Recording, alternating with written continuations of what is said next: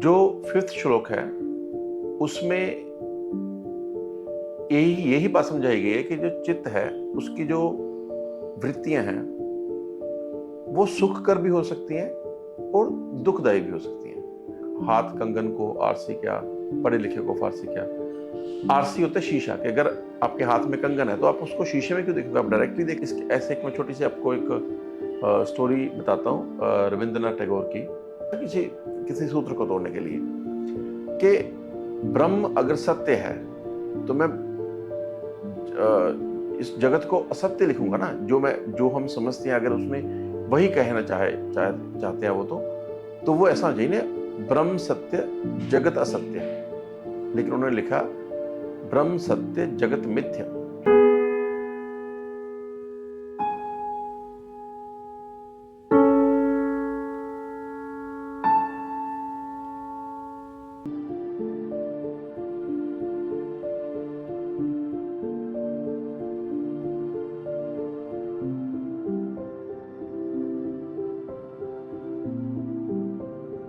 पतंजलि में चलते चलते अभी हम पहुंचे हैं, हमने 5 प्रकार के चित्त कर लिए हैं।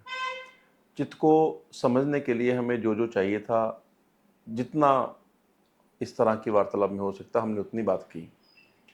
और जैसा मैंने कहा था कि अगली वीडियो में हम बात करेंगे चित्त की वृत्तियों के ऊपर। तो अगर आपको टेक्स्ट से समझना है तो हम अभी पहुंचे हैं 5th और 6th श्लोक को देखेंगे, 5वें और 6ठे श्लोक को देखेंगे। और हो सकता है तो जहां तक इसको कवर करने की भी कोशिश करेंगे, लेकिन 5वां और 6ठा श्लोक कवर करते करते हमें एक शायद वीडियो या 2 वीडियो और लगेंगी। जो 5th श्लोक है उसमें यही बात समझाई गई है कि जो चित्त है उसकी जो वृत्तियां हैं वो सुख कर भी हो सकती हैं और दुखदायी भी हो सकती हैं। मतलब जो पतंजलि का आइडिया है योग का, वो तो आइडिया ये है कि आप जब योग को समझो या योगी हो जाओ, तो अगर मैं योगी की डेफिनेशन भी देना चाहूँ, योगी या संत की डेफिनेशन, तो योगी और संत वही है जिसका पूरा का पूरा एग्जिस्टेंस, जिसका ध्यान, जिसका व्यक्तित्व, जिसका व्यवहार पूरा का पूरा पुरुष में समा जाए और उसका सभी तरह का जो टेंडेंसीज हैं इन द वर्ल्ड, यानी कि प्रकृति में, वहां से वो डिटैच्ड हो जाए। डिटैच होने का मतलब उसके अगेंस्ट या ऑपोजिट भागना नहीं है। ये मैं इसलिए बोल रहा हूं क्योंकि आज के समय में हम ऐसे समझते हैं कि शायद योगी या संत वही है जो किसी को मोहब्बत ना कर सके, या जो बिल्कुल अकेले में रहे, या जो बिल्कुल भूखा प्यासा रहे, जो कपड़े भी अच्छे से ना पहने, जो खाए भी अच्छे से ना, शायद वो योगी है। तो ये हमने क्या किया, हमने पहले एक श्लोक देखा, उसकी डेफिनेशन देखी, उसको उस जैसा बनने की कोशिश की और उसका जो आधा पौना अर्थ समझ लगा उसी तरह का हमने बनने की कोशिश की। लेकिन जो ये एक कॉमन सेंस की बात है कि अगर आप भगवान को मोहब्बत करते हो तो भगवान की बनाई सृष्टि से नफरत कैसे कर सकते हो।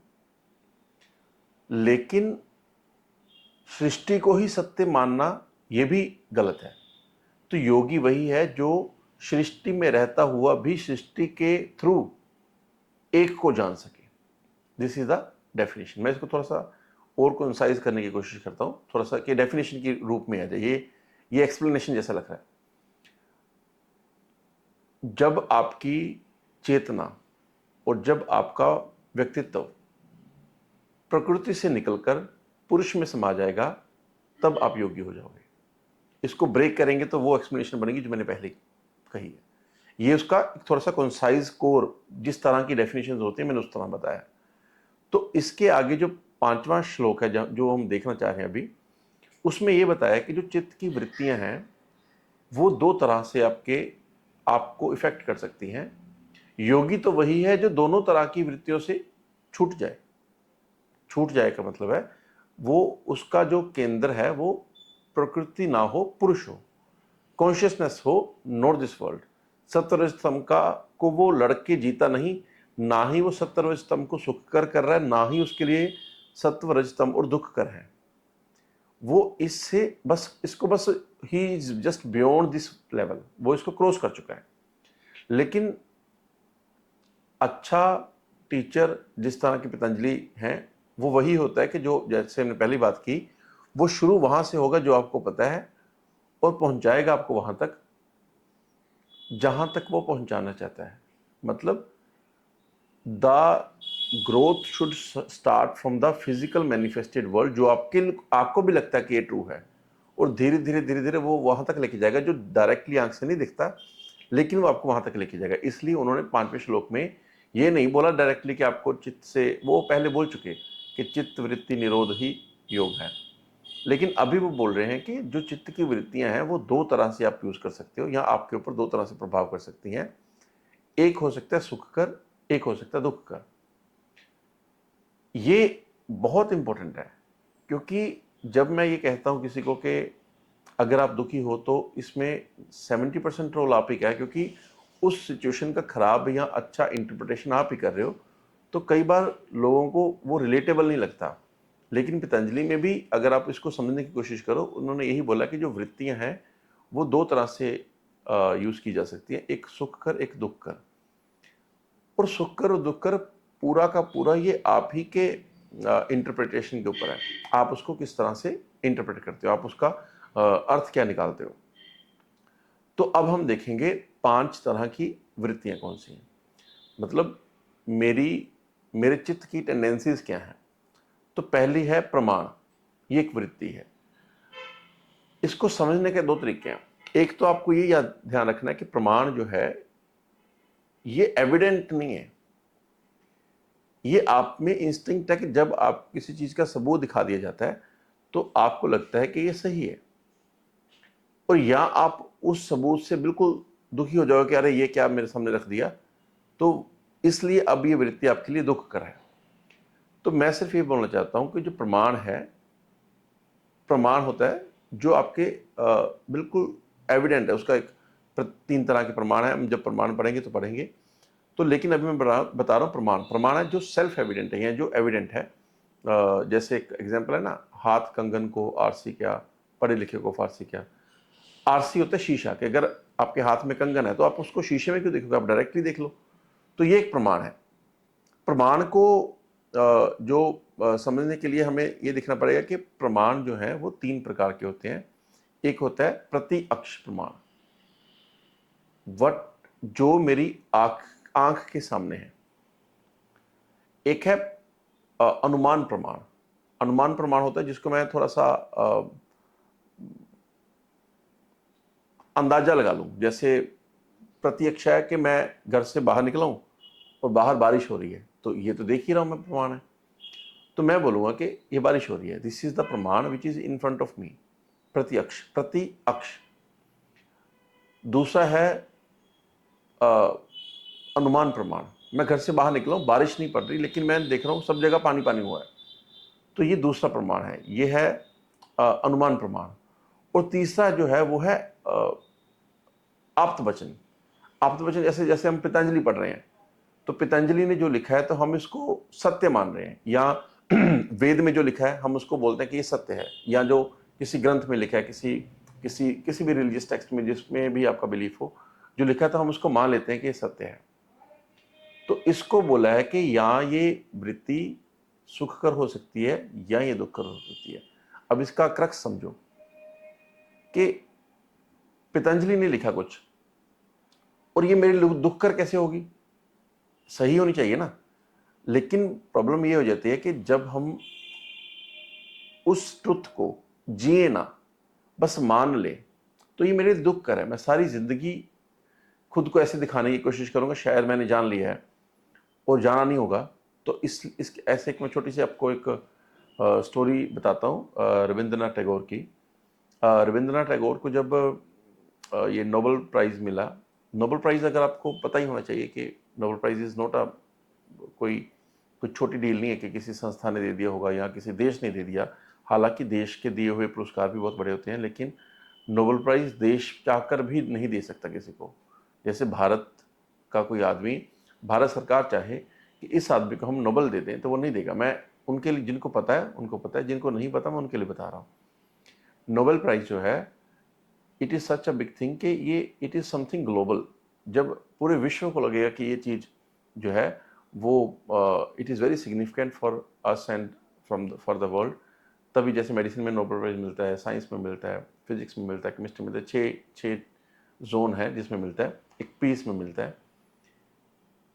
तो गीतांजलि जो है, गीतों की अंजलि जो रविंद्रनाथ टैगोर की है, उसके लिए रविंद्रनाथ टैगोर को नोबेल प्राइज़ मिला। वो भगवान के गीत हैं, और जब उनको नोबेल प्राइज़ मिला तो एक आदमी था उनके आसपास। एक्चुअली नोबेल प्राइज़ देखो, वो he was not the first Indian to be Nobel laureate.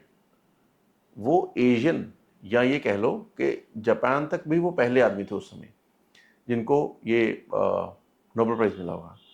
तो it was not a small happening for Indians and for Asians as well. But एक आदमी था जो जब उनको कहीं किसी सभा में जाते तो लोग उनको कोई सजदा करता, कोई प्रणाम करता, कोई फूल माला पहनाता, तो एक आदमी उसका हाथ पकड़ लेता, तो बोलता कि इस भीड़ से भूल मत जाना कि जो तुमने लिखा है वो जाना नहीं है, तो अपनी जर्नी अधूरी मत छोड़ देना। तो मैं तुम्हारी आंखों में देख सकता हूँ, तुमने देखा नहीं उसको, तुमने लिखा है उसके बारे में। मैं ऐसे पहले भी बात की हमने कि प्यार में होना एक बात है और प्यार के ऊपर खूबसूरत पोइम लिखना दूसरी बात है।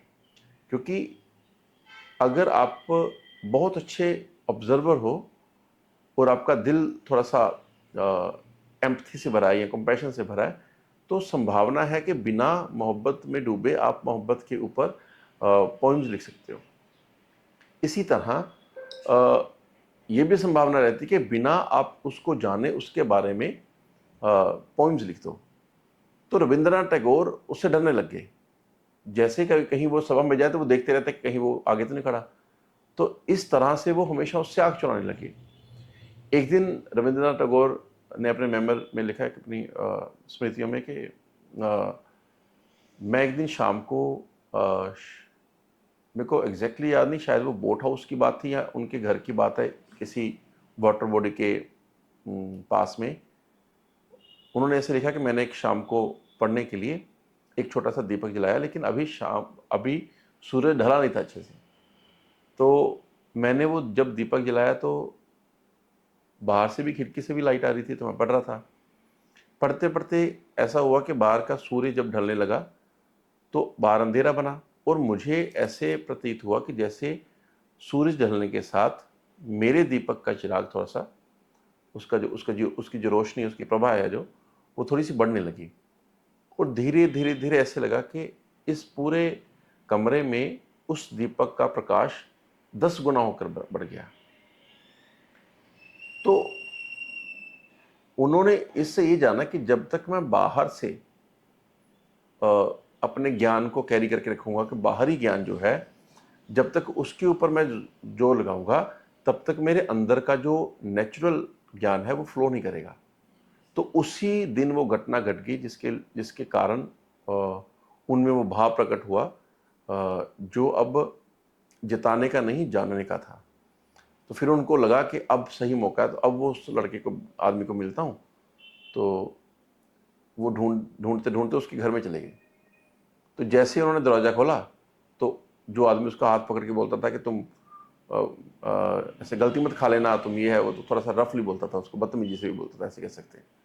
तो उसने जैसे ही रविंद्रनाथ टैगोर की आंखों में देखा, और वो बिल्कुल झुक गया उनके सामने और बोला कि मुझे पता था तुम जान सकते थे, लेकिन तुमने जाना नहीं था।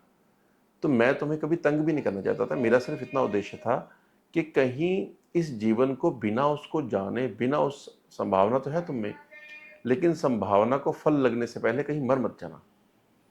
तो दिस इज द आइडिया कि कई बार हम जो हमारे आसपास हम कई बार ज्ञान का इल्यूजन इतना बना लेते हैं, हम उसको जता सकते हैं लेकिन जानते नहीं। तो इसलिए पतंजलि ने इनको वृत्तियां बोला है कि अगर आपके सामने भी कोई चीज़ एविडेंट भी, हमें लग भी गया कि इसको नोबेल प्राइज़ लॉरिएट है, तो हम कभी ये सीधा मान लेते हैं ये संत ही होगा। तो लेकिन जिसने उसका हाथ पकड़ा वो भी छोटा आदमी नहीं होगा, मेरे को ऐसा लगता है, कि जिसको इतना समझ है कि इसकी आँख में वो चमक है या नहीं। तो ये है प्रमाण, हम बात कर रहे हैं इसके ऊपर। प्रमाण जो है वो वृत्तियाँ जो है वो 5 प्रकार की हैं। पहला हो गया प्रमाण। जो दूसरी वृत्ति है प्रमाण के, मैंने आपको 3 टाइप्स बता दिए। अभी हम प्रमाण को आगे बात करेंगे डिटेल में, लेकिन अभी मैं आपको थोड़ा सा इसको यहाँ से निकल के आगे बात करता हूँ। एक हो गया प्रमाण, दूसरा है विपर्य। विपर्य होता है मिथ्या ज्ञान, असत्य या फिर इल्यूजनरी ट्रुथ। जैसे बड़ी मशहूर एग्जांपल आयुर्वेद में भी दिया और उपनिषदों में भी बार बार इसका एग्जांपल दिया है कि रस्सी को अंधेरे में सांप समझ लेना एक मिथ्या ज्ञान है। अभी जैसे बड़ा मशहूर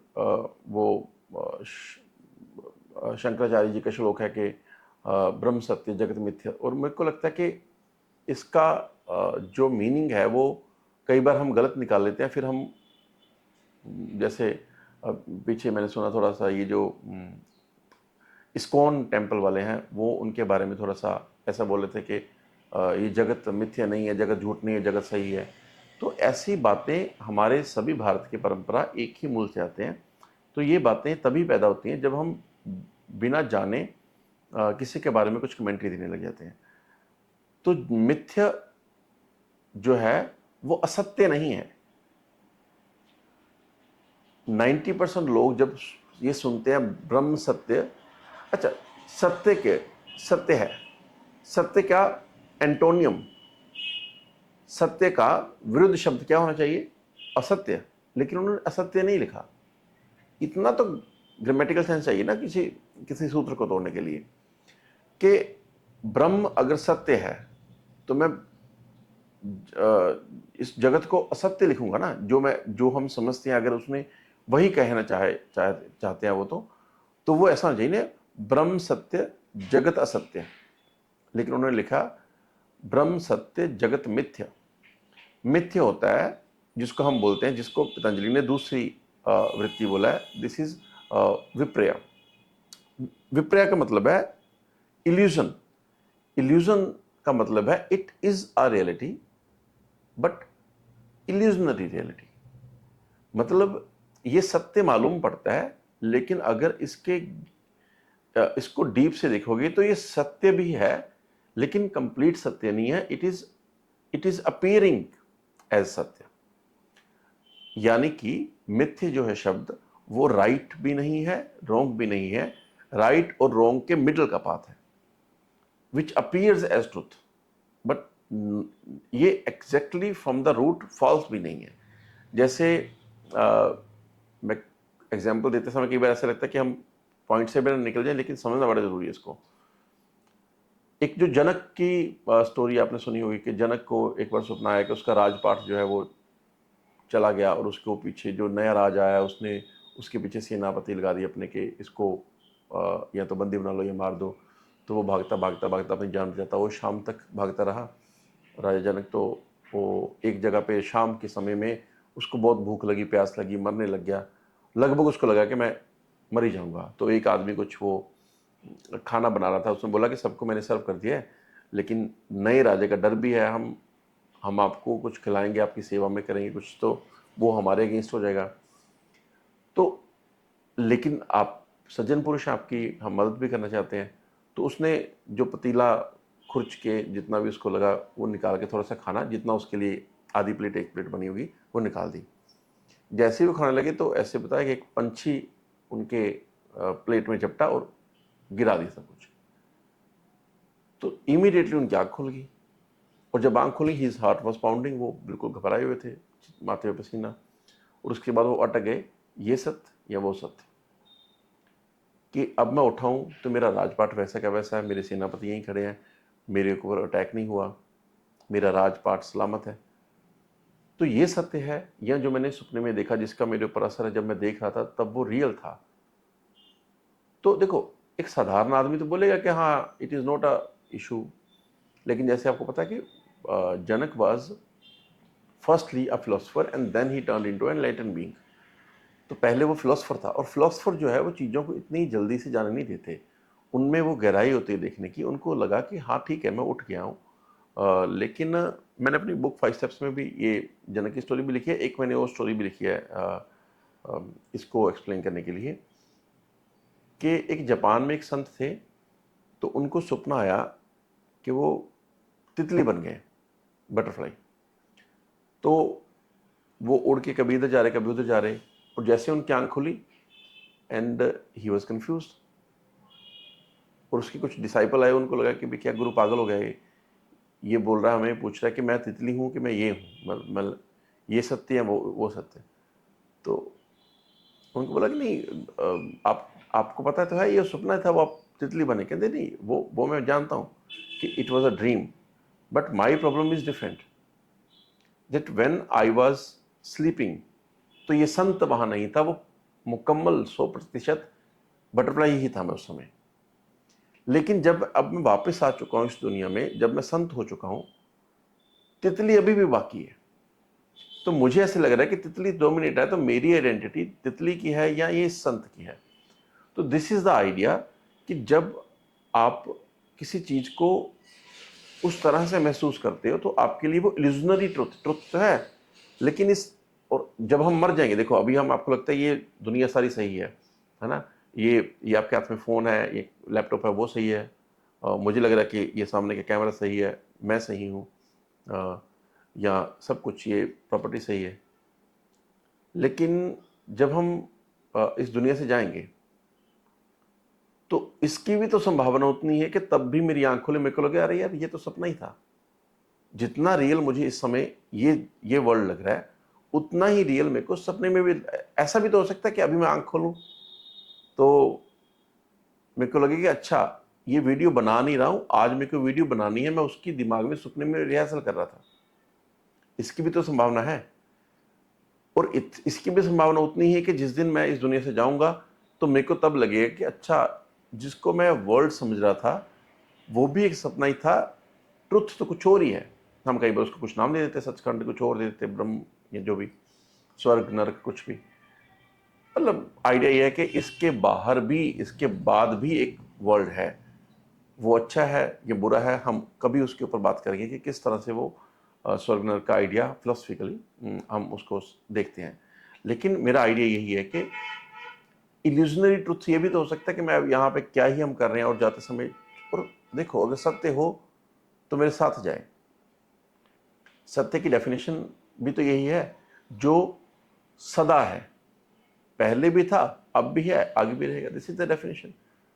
और इसीलिए जब हम जिंदा हैं, तो हम कहते हैं मैं सत्य हूँ, मेरी गाड़ी सत्य है, मेरी मेरा टेबल कुर्सी, ये फ़ोन कैमरा, ये सत्य है। लेकिन जब हम इस दुनिया से जाएंगे, तो क्या बोला जाता है, ये कुछ सत्य नहीं था, ये छूट गया, राम का नाम ही सत्य है, राम नाम सत्य है। तो वो भी तो वही बात कर रहे हैं, ब्रह्म सत्य जगत मिथ्या। लेकिन हम कई बार बिना समझे उसको विरोधाभास बना लेते हैं कि अरे ये तो भक्ति के अगेंस्ट है शंकराचार्य, और इस्कॉन जो हरे कृष्ण मूवमेंट है, वो उनको लगता है कि हम भक्ति मार गए। ये कहने का तरीका अलग हो जाता है, कई बार चीज़ें सेम ही होता है। अगर हम, मेरे को ऐसे लगता है कि हम इंस्टाग्राम के ज़माने में हमारी भक्ति के भी हो गया काम खराब, क्योंकि हमारे में डेप्थ नहीं है। भक्ति नाम ही डेप्थ का है, और हमारी अटेंशन स्पैन ही 30 सेकंड की है, तो हम क्या समझेंगे किसी चीज़ों को।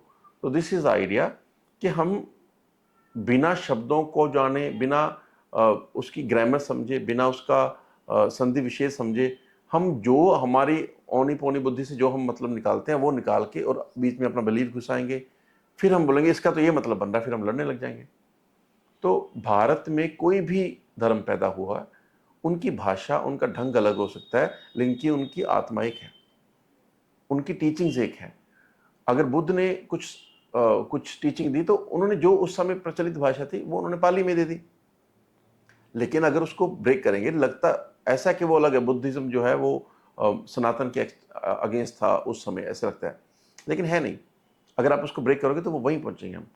कभी मौका लगेगा हम उसके ऊपर भी बात करेंगे। या भारत में जितने भी धर्म पैदा हुए हैं, उनकी आत्मा, उनका सोल, उनकी शब्दावली तक भी सेम जैसी है। ये टॉपिक कभी हम अलग दिन पकड़ेंगे। अभी हम बात कर रहे थे पंचवृत्तियां, जिसकी दो वृत्ति बात कर ली। पहली प्रमाण, दूसरी विपर्या, तीसरा है विकल्प। विकल्प होता है जिसको हम बोलते हैं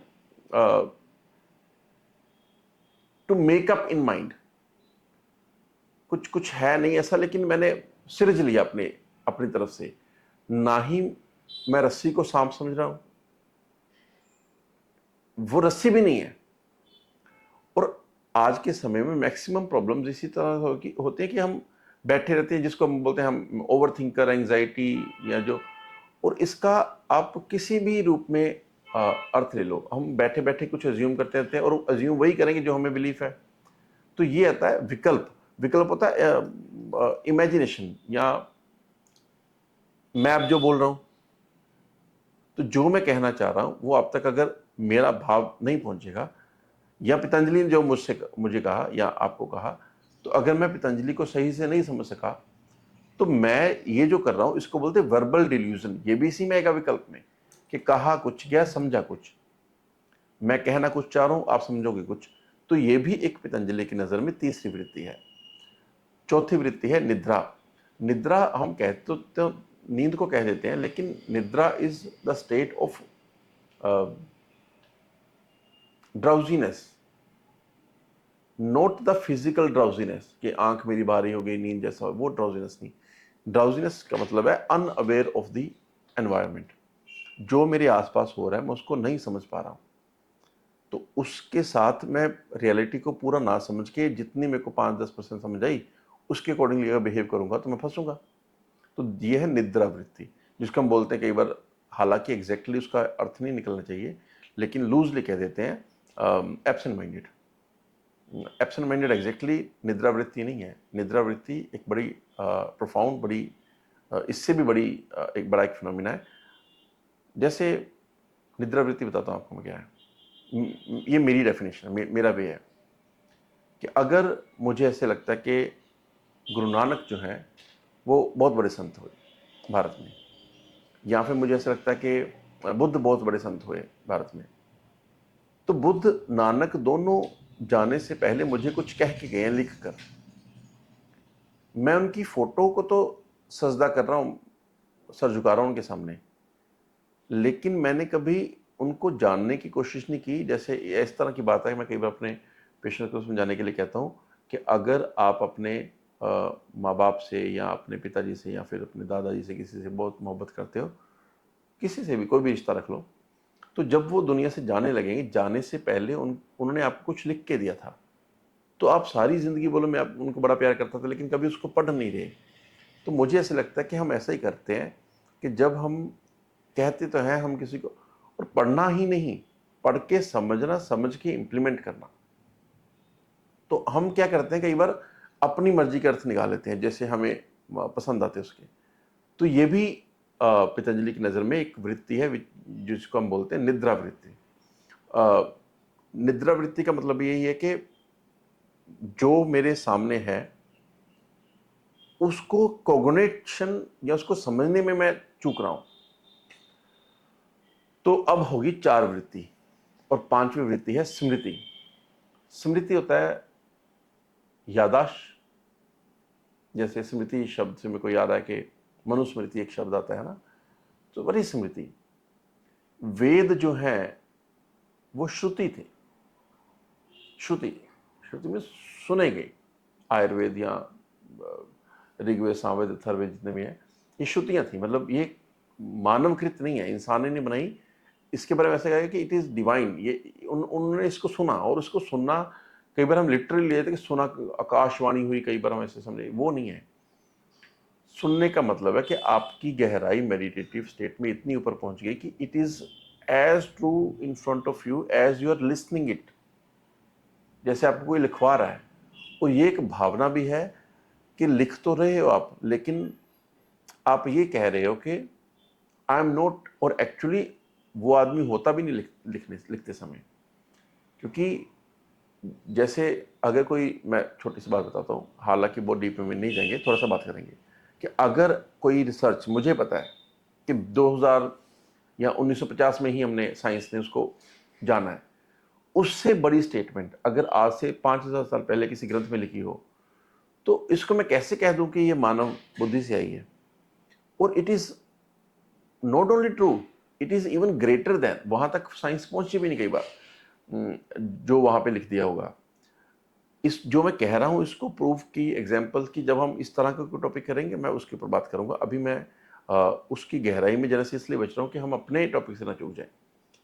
तो लेकिन समझाने का मतलब ये था कि श्रुतियां तो है जो वेद थे सुने, और जो सुना था उसको याद करके जब मैं कंपाइल करके कुछ नया प्रोड्यूस करने लगा हूं, उसी के आधार से तो मैं उसको बोलूंगा स्मृतियां।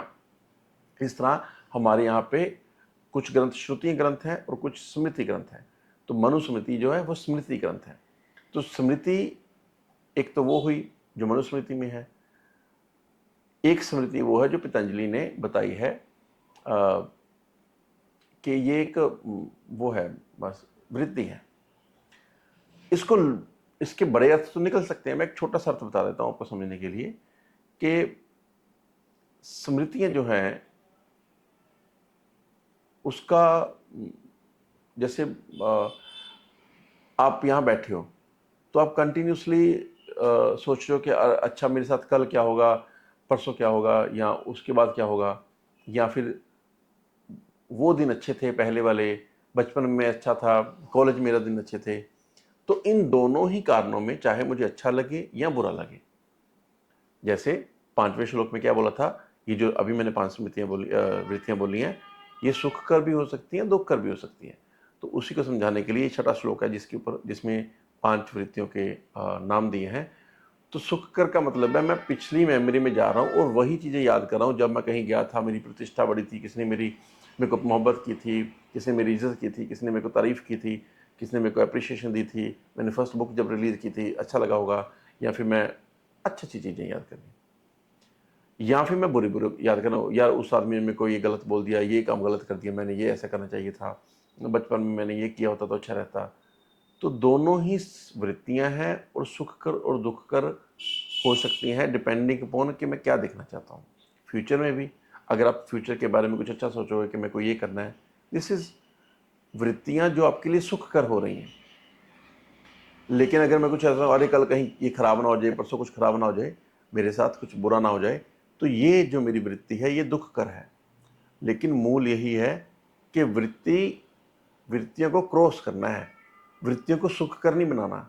अगर आप वृत्तियों को सुख कर बना लोगे तो आप कुछ देर के लिए क्षणिक आनंद में तो हो जाओगे, लेकिन सत्यचित आनंद तक नहीं पहुंचोगे। तो इसीलिए वृत्तियों को क्रॉस करना है, इससे आउट ग्रो करना है। वृत्तियों को सुख कर या दुख कर वृत्तियां हो सकती हैं, ये जो 5 मैंने अभी बोली, और लेकिन इसको ना सुख कर बनाओ ना दुख कर बनाओ। अगर हम इसको वृत्तियों में उलझ जाएंगे ना, या वृत्तियों को फॉल्सली यूज करेंगे, तो इससे पैदा होंगे पंच क्लेश। तो अगली वीडियो में हम पंच क्लेश की बात करेंगे, लेकिन पंच क्लेश के ऊपर बात करने से पहले थोड़ा सा हम जो मैंने पहला है प्रमाण, मैं थोड़ा सा उसके ऊपर, जो उसकी 3 टाइप्स है उसके ऊपर बात करना चाहता हूँ, थोड़ी सी बात करके। अगर उसमें टाइम बचेगा तो हम पंच क्लेश को शुरू कर देंगे, नहीं बचेगा तो अगली वीडियो में बना लेंगे। अपना समय है, अपनी रिकॉर्डिंग है, अपनी एपिसोड है, कुछ कैलकुलेशन तो है नहीं, आराम से चलेंगे। ठीक है, थैंक यू।